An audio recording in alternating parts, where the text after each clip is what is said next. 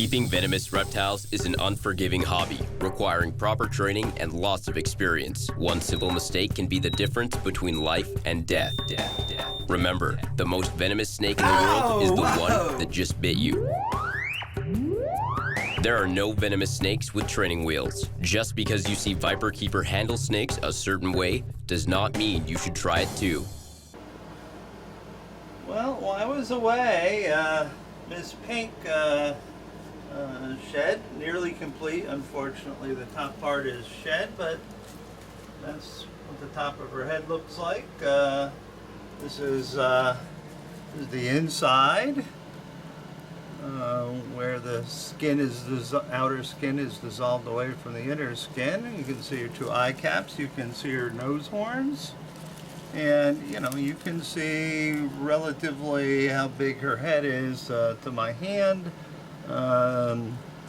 and she has those 2-inch long fangs. Well, 50 millimeters, that's pretty close to 2 inches. So you have to go pretty far back to get this in all the way in frame. Yeah, she's from Ivory Coast, Africa, West Africa. She's a good 5.5 feet, which is just about maximum length for those. They get to about 6 feet. I am 5'10", so you can sort of get an estimation how big she is, and it just reinforces why you never want to put your hand in the cage of a Gaboon viper. So she's about maximum adult length, and no, I'm not going to breed Gaboon vipers, so we'll keep that. I've got so many sheddings from so many animals, it's ridiculous, but sort of a memento is nice to have. Mr. K is looking frantic. Yes, Mr. K was actually fed when I got back on, Tuesday evening. Mr. Speck is back there, but currently we have our whack job snakes. They're very dangerous ones. I know she's hungry because I don't think she fed before I went away on my 10-day excursion out into the wilds of the world.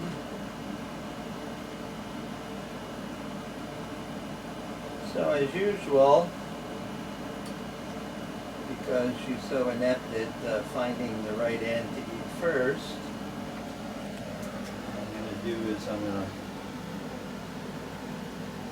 extend the tongue from the mouth. Yes, keeping snakes is not necessarily a very clean and pleasant thing.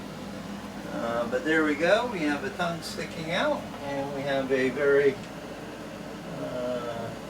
ready to eat taipan. Hello, yes, I'm coming to visit you. Oh, Mr. Speck has noticed that I am in the room. Tap. That's all it really sort of takes. Notice how slowly I move, because taipans really react to movement. And they're very quick. They're very excitable. Yes. And, we're going to feed off these few rats that I have here. Then we're going to leave the room because she'll get easily distracted. And I don't want to be part of that distraction. Okay, so Mr. Taipan can have this since he's next. Mr. Taipan is generally pretty straightforward. He's not like the female, although he's very hungry right now. So I'm going to wait for him to get to the other end and turn around, and then sort of attract his attention down here. Notice how quick he was to get there. There's the bite. So we're moving very slowly. Push the door closed because he could be out in a flash. The female chased me across the room one time while feeding. I moved too quick. I drew her attention, and literally she chased me across the big room and cornered me, and I had a hook and stuff, but she stopped and was like, wait, how did I get out of my cage? And then she was quite easy to manipulate and put back in, but when you have a 5-foot taipan chasing you because they think you're food, even though she struck the rat and I dropped it in her cage, this gets your attention quite abruptly. So that's him. Now Lardass here. Let's see if I have something appropriate for him. You're going to have trouble getting out of your cage there. Okay, so with this guy, usually I like to go down at this end and get him to come this way. Hello. Yes, I'm touching you. Hello. He needs a bigger trap box. He gets stuck in the doorway. He's so big now, he tries to double back and gets stuck like a cork. And when he's frantic because there's food nearby, it's pretty funny to watch. Yeah, it's like that game of Snake that you can play on your phone and stuff, where they have to wrap that imaginary snake tighter and tighter, and it gets sort of stuck and crashes in the end. Well, that's what we have here, folks. Come on, dude.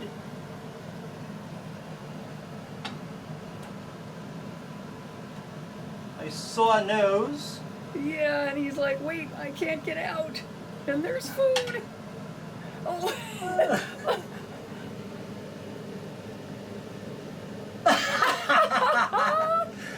Oh my God, now he's freaking out. It's like, there's food, and I can't get out. It's like I've fallen and I can't get up. Oh, no. But he's going to come out of there like a rocket once he figures it out. Oh my God. No, you can't put 3 coils through that opening, dude. Oh. Reverse, reverse, reverse. Oh, dear. Come on, dude. He's thinking about it.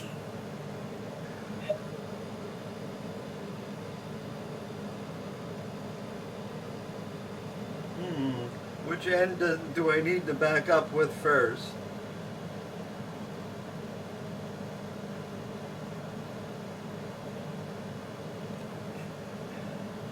What a maroon. Oh, I wonder if he's ever going to figure it out. Yeah, he's a candidate for one of those bigger trap boxes. Oh, yeah. Although, you know, these guys really love small spaces. But it takes some intelligence to get in and out of them. And he's apparently lacking. Come on, a little bit more. No, you gotta wait for the other half to come out. Come on.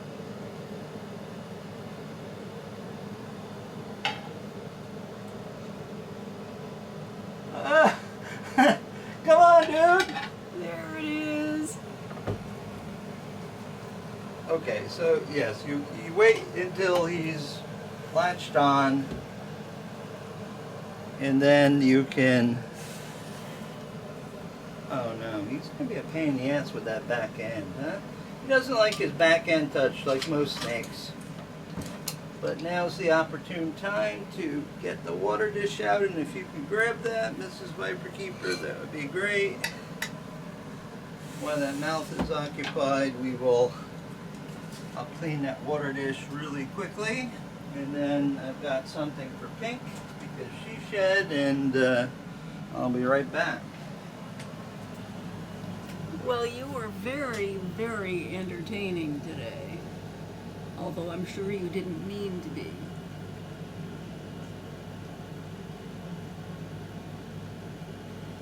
And you can see he is in blue or in shed.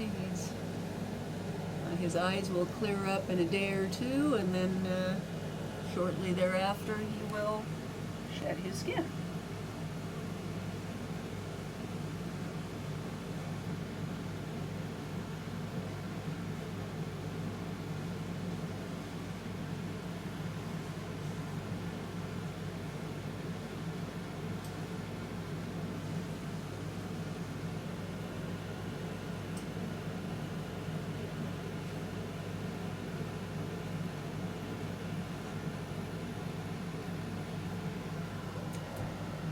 There's Mr. Taipan, got it about halfway down.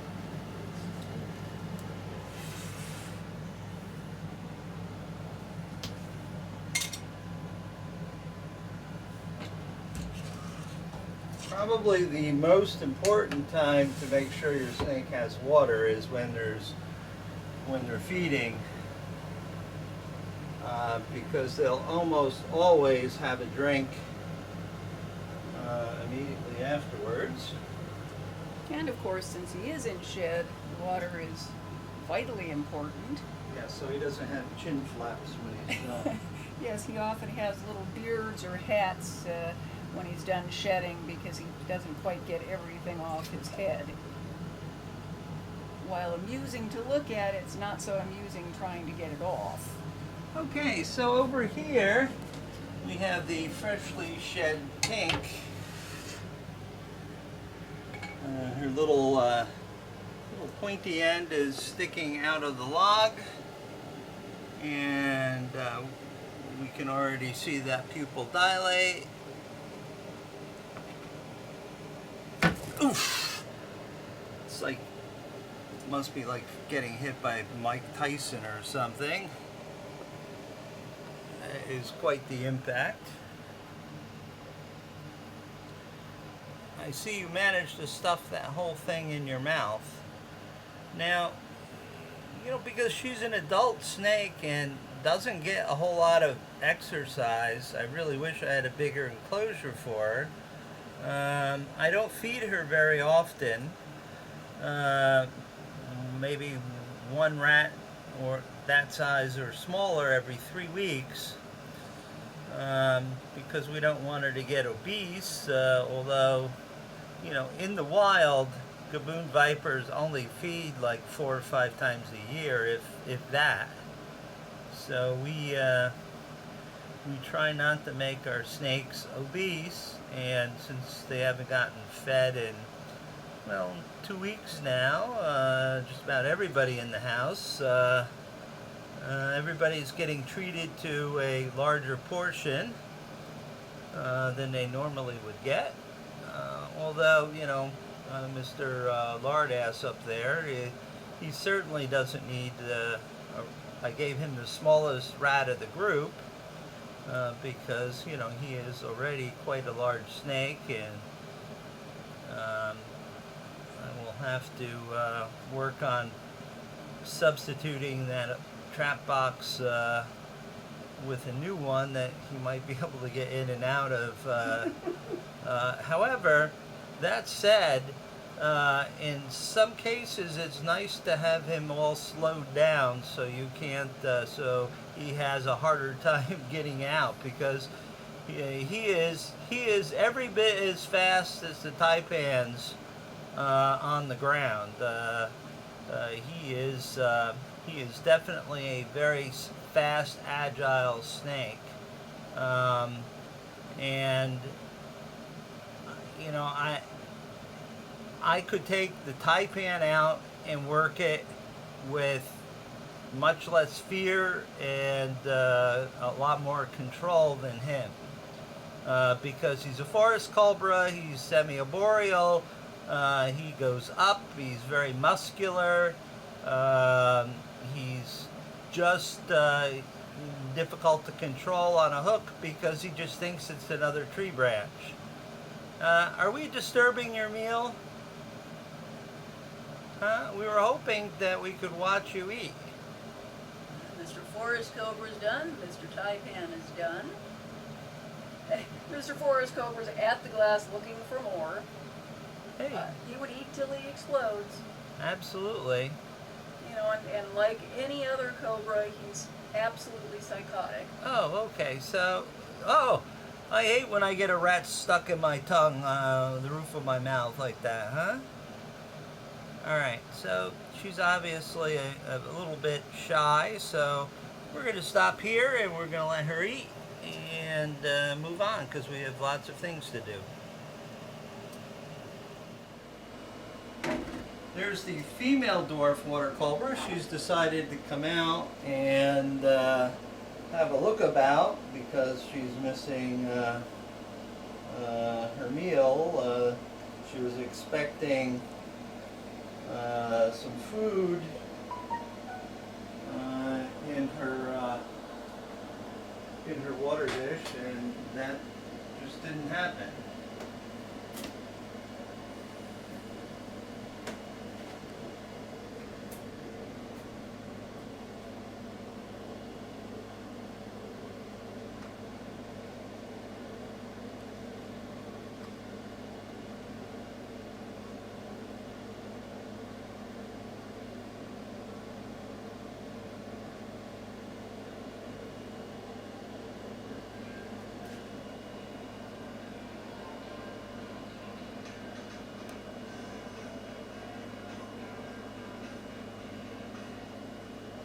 Hello. Hello.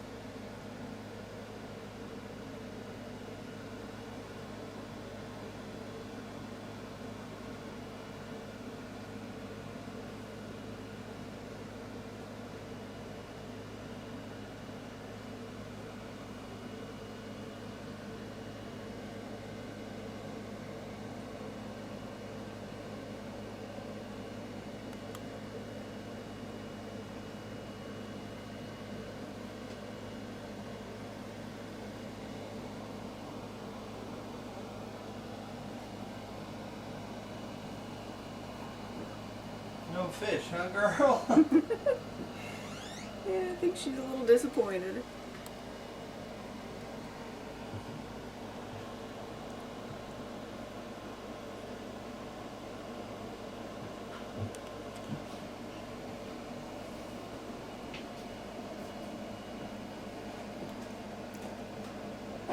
Yep, we're going back in our hut because there's, oh, no, not yet. You gonna check once more just to be certain? Well, still nothing.